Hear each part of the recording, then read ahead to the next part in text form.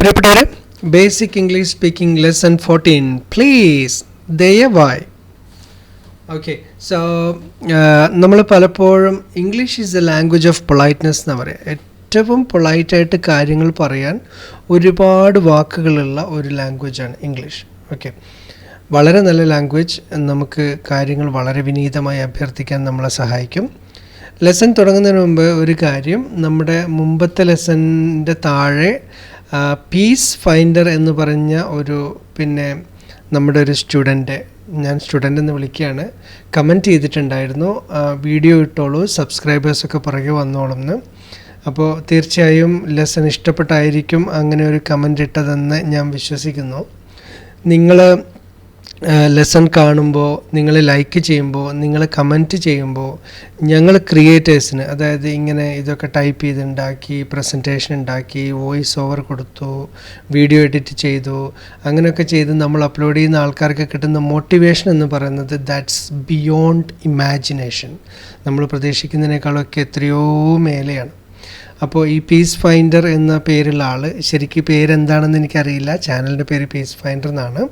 Okay, അതാരാണെങ്കിലും എത്രയും പെട്ടെന്ന് English പഠിച്ച് നന്നായി സംസാരിക്കാൻ പറ്റട്ടെ എന്ന് ഞാൻ പ്രാർത്ഥിക്കുന്നു. നമ്മുടെ ലെസൺസൊക്കെ മുടങ്ങാതെ കാണുക, പീസ് ഫൈൻഡർ. അതിനോടൊപ്പം തന്നെ ഞാൻ വളരെ താങ്ക്ഫുള്ളാണ് അങ്ങനൊരു കമൻറ്റ് ചെയ്തതിന്. ആൾക്കാർക്ക് പെട്ടെന്ന് മനസ്സിലാവും ഈ ലെസൺ നല്ലതാണെന്ന്, ആൾക്കാർക്ക് മനസ്സിലാക്കാൻ പറ്റും. Thank you so much. നമുക്ക് ലെസണിലോട്ട് പോവാം. എനിവേ, എല്ലാ ദിവസവും പറയുന്ന പോലെ തന്നെ ഈ ചാനൽ നിങ്ങൾ സബ്സ്ക്രൈബ് ചെയ്യില്ലെങ്കിൽ തീർച്ചയായും എന്ത് ചെയ്യണം, സബ്സ്ക്രൈബ് ചെയ്യണം, ബെല്ലൈക്കൺ അമർത്തണം.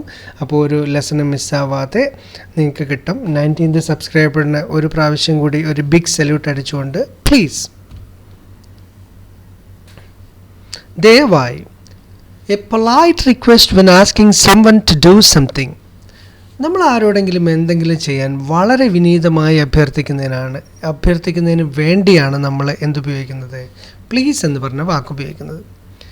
നമ്മൾ മലയാളികൾക്ക് സ്വതവേ, ഒരു മലയാളികളെന്ന് ഞാൻ ഒരു വിഭാഗത്തിനെ ടാർഗറ്റ് ചെയ്ത് പറയുന്നില്ല, നോർമലി ഇന്ത്യൻസിനുള്ള ഒരു നോർമൽ ഒരു ക്യാരക്ടർ എന്താണെന്ന് വെച്ച് കഴിഞ്ഞാൽ പ്ലീസും സോറിയും വേണ്ടടുത്തും ഒക്കെ വെറുതെ യൂസ് ചെയ്യും. അങ്ങനെ ചെയ്യാൻ പാടില്ല. ശരിക്കും ഇംഗ്ലീഷിൽ ശരിയായ ഇംഗ്ലീഷ് അറിയാവുന്ന ഒരാൾ ആവശ്യമുള്ള സ്ഥലങ്ങളിൽ മാത്രമേ ഈ രണ്ട് വാക്കുകൾ ഉപയോഗിക്കൂ, പ്ലീസും സോറിയും.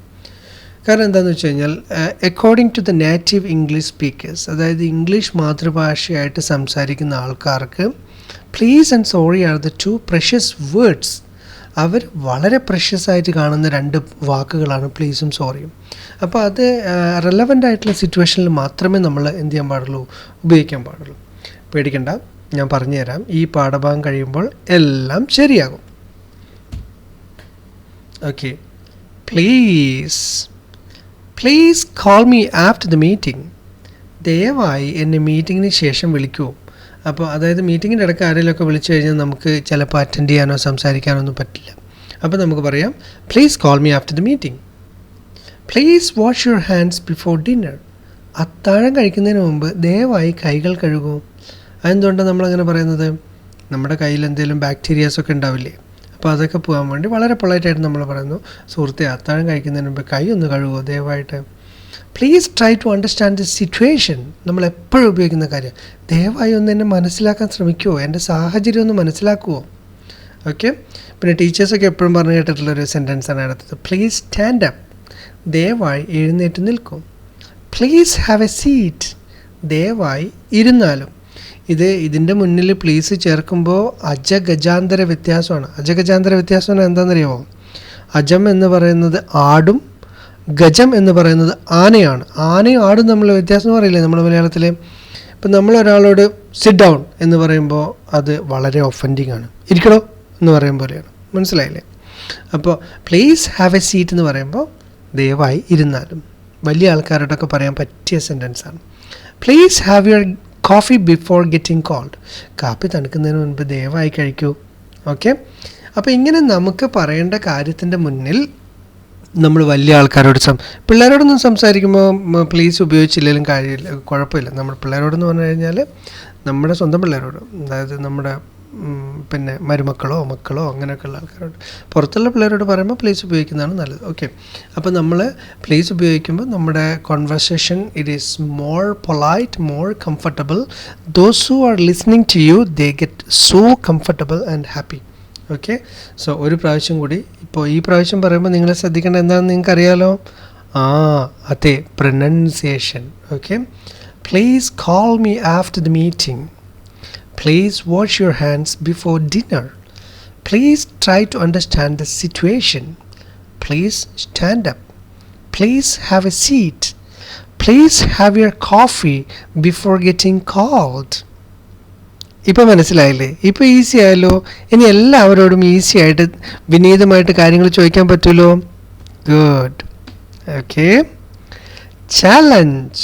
Comment 5 sentences using please below this video. I'll help you to correct it if you make any mistakes. Okay, അപ്പോൾ ഈ കമൻറ്റ് ചെയ്യുക എന്ന് പറയുന്നത്, ഈ ഇങ്ങനെയുള്ള സാധനം കമൻറ്റ് താഴെ ചെയ്യുക എന്ന് പറയുന്നത് രണ്ട് കാര്യങ്ങൾ കൊണ്ടാണ്.